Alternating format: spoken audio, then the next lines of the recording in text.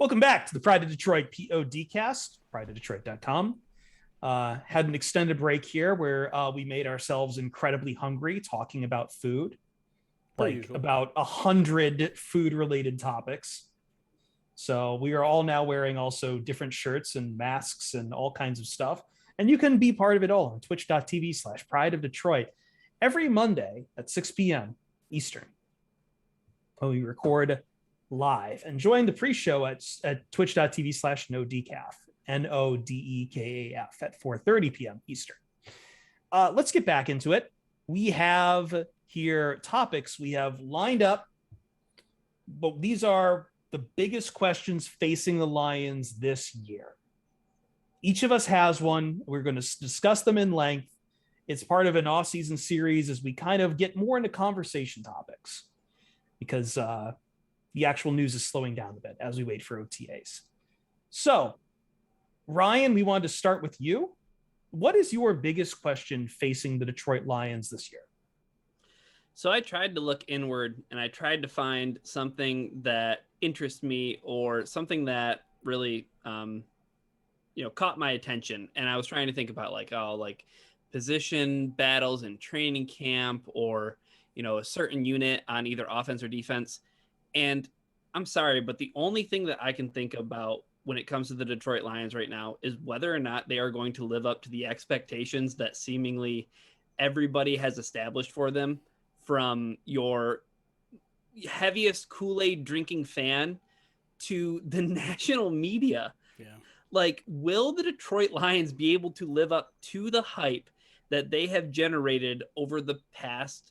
I mean, it seems like the train hasn't really stopped since the season ended, right? The win over the Packers seemed like that was the train, after it had left the station, because I think the Cardinals win was something that really helped it gain steam. Right. But as soon as the season ended, the train was just humming along, and then the draft happened and it was full steam ahead. People were flinging coal into that steam engine. Trade up helped a lot. Yeah. We talked about optimism, I think, on a podcast where you weren't here, Ryan, but I think I mentioned too, and you'd appreciate this as a gambling guy, as the Bovada King himself.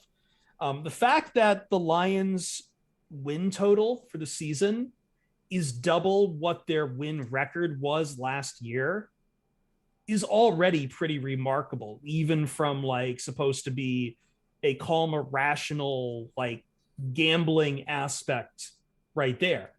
And then, the Mina Kimes effect hits, and suddenly everyone's talking about the Lions, because I just don't think that everyone's kind of tired of seeing the Lions kind of be down like this. And Dan Campbell was kind of a bit of it had its detractors at the start, but people, I think, all what we talked about last year about hey, we like what the Lions are building here. It's going to take some time, but we like the philosophy. That's kind of turned into now just full on hype. And the trade up, I think, helped moved a lot of things along. And people got excited that they got a high powered weapon like Jameson Williams. And it's a lot on the plate for the Lions. It's a lot on the plate. It's a down NFC. It's a very down division. And I don't know. We went over the schedule. They have a objectively easy schedule. Favorable is the word I was looking for. Let's go with favorable. Everything is kind of lined up well for the hype to just go off the rails for the Lions. And I think that triggers, Jeremy, in every Lions fan, an instinct of oh no, what could go wrong here? Sure. Because Jeremy, the question is that I want you to answer is when was the last time that a Detroit Lions football team had such increased expectations from one year to the next? 25th I feel like it's been a while. 2015, where we crashed on our heads. 2013 going into 2014, maybe. I don't.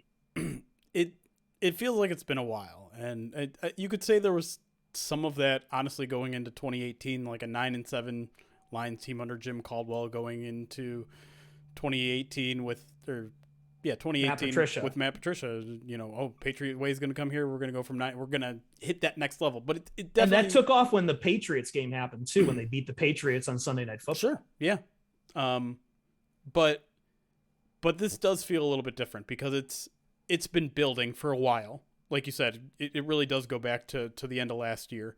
A lot of the early compliments are, I like what the Lions are building. My concern is those have turned into just, the Lions might be good. Like, expectations have skyrocketed where it's like, this team could be good in a couple of years to, this team might be good.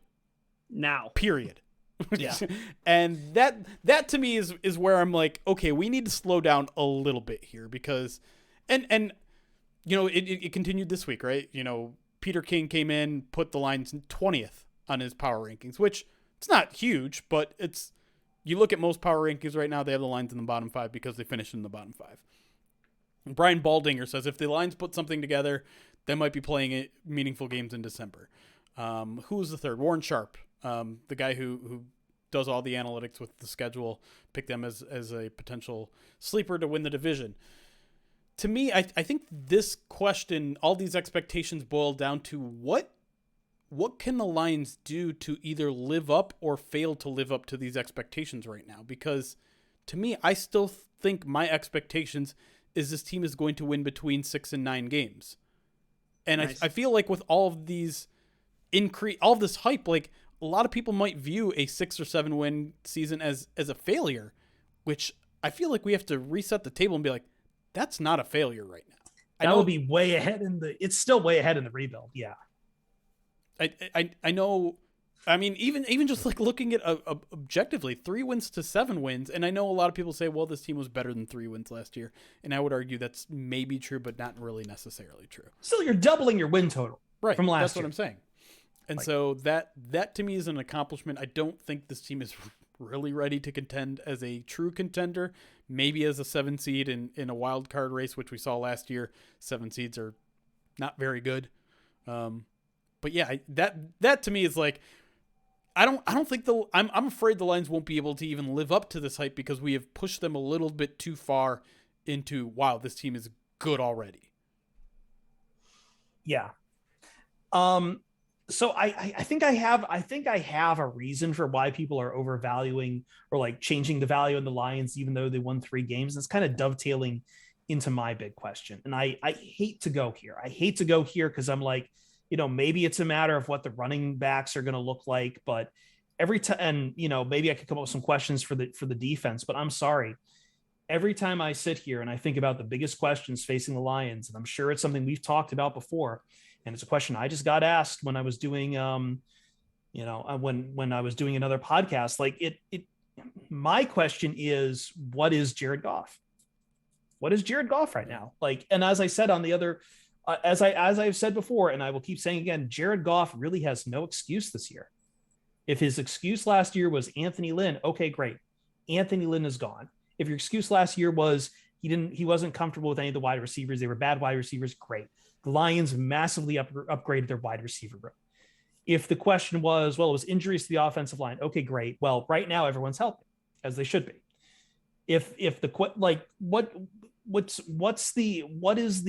There's no way for Jared Goff to really have an excuse for poor performance going into 2022.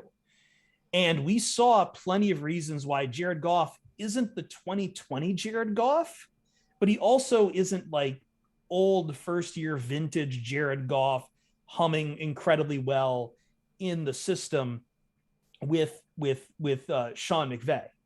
And I understand that maybe Jared Goff probably can never be that top flight quarterback, but we've seen teams succeed with not top flight quarterbacks. And if Jared Goff can play up to what he's played at his height, then I don't understand, you know, what could really stop him from doing that here too. And again, there's no, like, I hate this. I've it's become my biggest pet peeve, breaking a team down, especially since, you know, national sports talk always does it breaking a team down to just focus an offense to just its quarterback. It's more than just its quarterback, but the biggest question mark on this offense, I mean, and again, running backs are pretty close behind it, but what is the excuse right now if Jared Goff comes out here and plays poorly to start the year? because he's had time with Ben Johnson. He's had time with Dan Campbell calling plays. He's had time with his offensive line. He's understanding what the receivers are right now. And if the Lions offense doesn't want to, because I think we all understand, I think our expectations for the offense right now are higher than they are for the defense, just on the matter of just talent is there on the offense. So what is Jared Goff?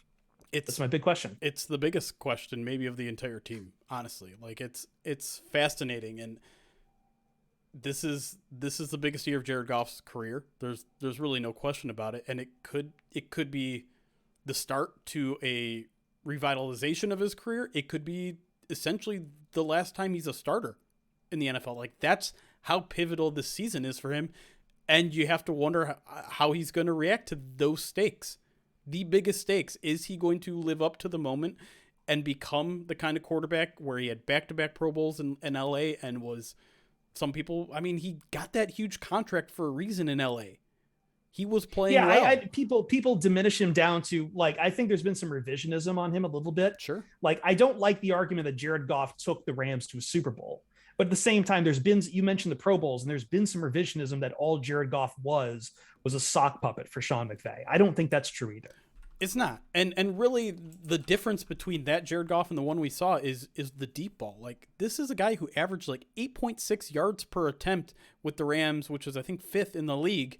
And then he comes into Detroit and throws 6.7 or something like that, a full 2 yards less per attempt, and moves from the bottom 5 of the league to top of the 5 to bottom 5. So clearly there's something going on, and some of it has to do with supporting cast. Some of it maybe has to do with coaching butting heads a little bit. I tend to think that's a little bit overplayed in Detroit and as an excuse for Jared Goff. Some of it is offensive line play. But like you said, we have eliminated all of the possible excuses for Jared Goff. So if he can't jump back to this deep ball guy that he was, I mean, he was slinging it.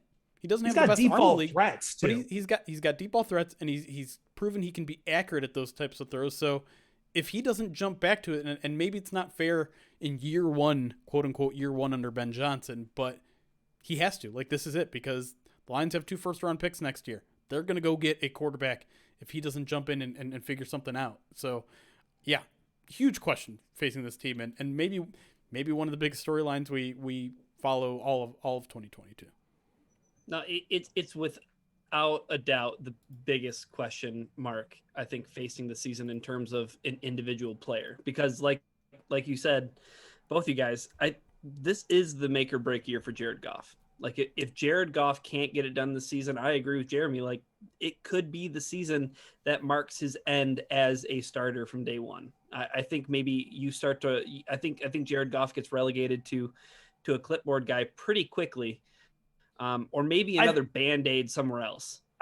He's going to fall into that category of like Carson Wentz, where he's going to just float between teams on 1-year contracts as everyone hopes they can fix them. He's the last free agent that someone trades for, or last guy that people trade for when everything else has fallen through.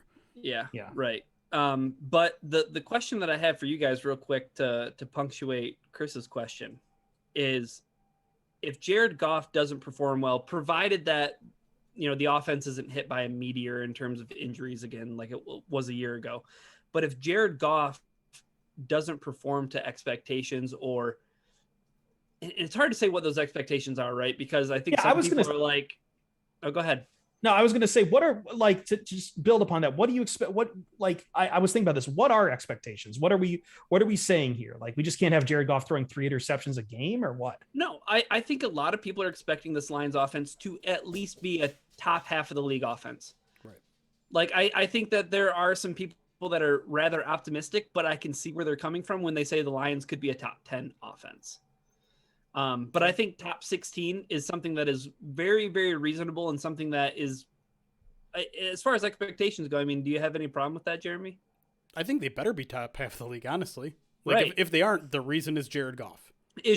So that leads me to my question is, if those expectations aren't met, if the Lions aren't a top half of the league offense next year, how much do you put into question Brad Holmes if Jared Goff is the guy again in year 3?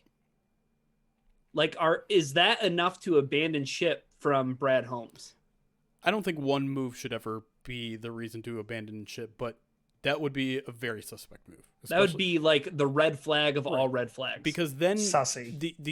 the whole reason for the Matthew Stafford trade and getting what you got in return was to get his replacement eventually. And maybe it was Jared Goff, but if it wasn't, you have now spent all of your draft picks and not found a replacement if they go into 2023 with a subpar Jared Goff as their quarterback.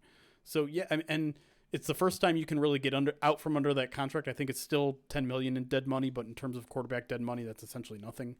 Right. So, yeah, that would be a big concern because you have to imagine by 2023, the rest of this roster is going to be pretty close to be a competitive team. And if they're just like, well, let's just run it back with Jared Goff one more time, you're wasting a year of a lot of these guys' career who might not stick around for much longer. And you're probably, maybe not necessarily, but you're probably transitioning to a rookie quarterback. And that's not going to, not many rookie quarterbacks hit the ground running. So if you're going Jared Goff, then a rookie quarterback, suddenly we're talking about 2025. And who knows who's going to be around in 2025. Right. So they just should have drafted Malik Willis. Thank you, Jeremy. That was the point. All right, Jeremy, what's the big question that's gunning down on you? Well, I definitely have to move to the defensive side of the ball, and there's really a ton of questions. Maybe the biggest in the secondary, but I feel like we've touched on who's going to be starting quarterback, injuries, all that sort of stuff. So I'm going to turn to something that I think is maybe a big concern that's not being talked a lot about, and that's the run defense, because it was not good last year. It was among the worst run defenses in the league.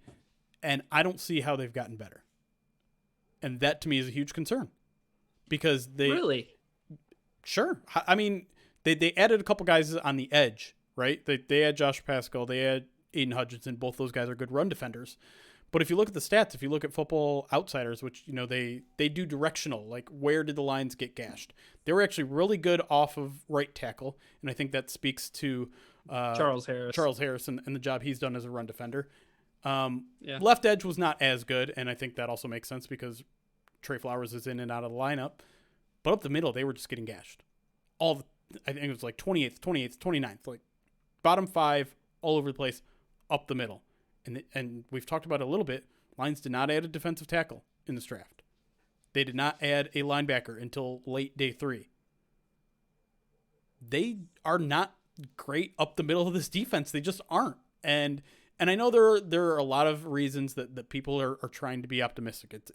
But to me, all of that is just, you got to show me before I start believing. You got to show me that Levi is going to be healthy and great. And you got to show me that this attacking style of defense, which really to me feels a lot like just one of those things you throw out in the offseason to build up, we're going to attack the offensive now. Okay, well, what offense isn't trying to attack on some sort of level? Buzzword. Linebacker, Derek Barnes, you're telling me he's going to turn everything around. Aleem McNeil, you're a big year 2 jump. I know year 1 to year 2 is typically a player's biggest jump, but that it doesn't always work out that way. Sometimes someone who struggles in year 1 is going to struggle in year 2 again. So to me, run defense and coming that week 1 game against the Eagles, who ran for 200 and some yards against them last year, we're going to find out really quick how much just schematic changes in year 1 to year 2 progression has helped this Lions run defense. Because otherwise, I think it's maybe the biggest concern on the team in terms of just, it doesn't seem like it got better. I think tying all these things together, like your point actually helps underscore both myself and Ryan, in that if the run defense isn't good, it means a lot of time where the defense is just going to get gashed up, stay out in the field a lot, get winded, which means they'll be giving up points, which means that the offense will look bad by comparison, because at the end of the day, you're just scoring less points than the other team, and probably getting stopped. And also to Ryan's point, and I think I mentioned this on our pre-show, the Lions start the year playing the Philadelphia Eagles, and they're a run-heavy team. And run-heavy teams tend to start the year kind of, they're still feeling out their rhythm at that point. And I think a lot of the hype on the Lions will die on the vine very quickly if they just get absolutely just destroyed by the Eagles again. So that's all I really have there. Like, they've invested so much in this line, Jeremy, for them not to be good on the run. Stopping the run feels like we've given a lot of attention to problems with the defensive coverage, but yeah, if they can't stop the run either, I think we assume they're not going to be great stopping the pass, but if they can't stop the run either, then but they've made investments there, right? They get a pass rusher in Aiden Hutchinson, they get more corners, you get Jeff Okudah back potentially, and there's I feel like there's more reasons for optimism progressing as a pass defense. I don't see those same signs for the run defense. So a couple of things that I just want to note, right, is that the Lions spent draft capital both in Brad Holmes' first draft and second draft to improve the defensive line, and I think that you can view all four of those picks, Levi, Aleem, Aiden, and Pascal. I think you can view all those guys as projected plus run defenders. Like those guys should be a worthwhile. I mean, Michael Brockers, somebody who really did not show up in terms of, stopping the run or really being a pass rusher. Like it seemed like more harm than good was being done with Michael Brockers on the field. Right. So to that point, Jeremy, like, yeah, I mean, Brad Holmes has invested in this position being a proficient unit.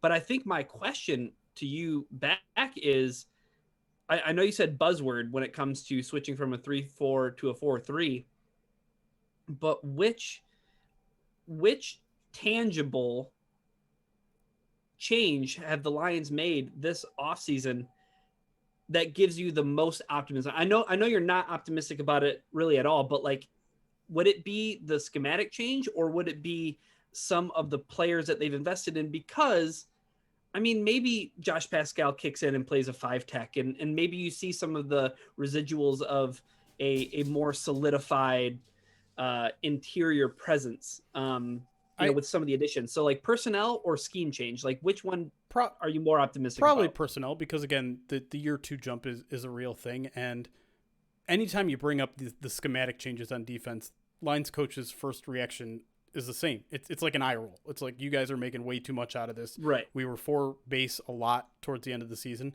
And listen, they weren't good at defending the run towards the end of the season either. Like they got rolled over by the Seahawks, and Broncos. I think Broncos ran all over them. Yeah, that was also the flu game. Sure. So. Yeah, there's a lot of asterisks with a lot of Lions games last year, but yeah. I think.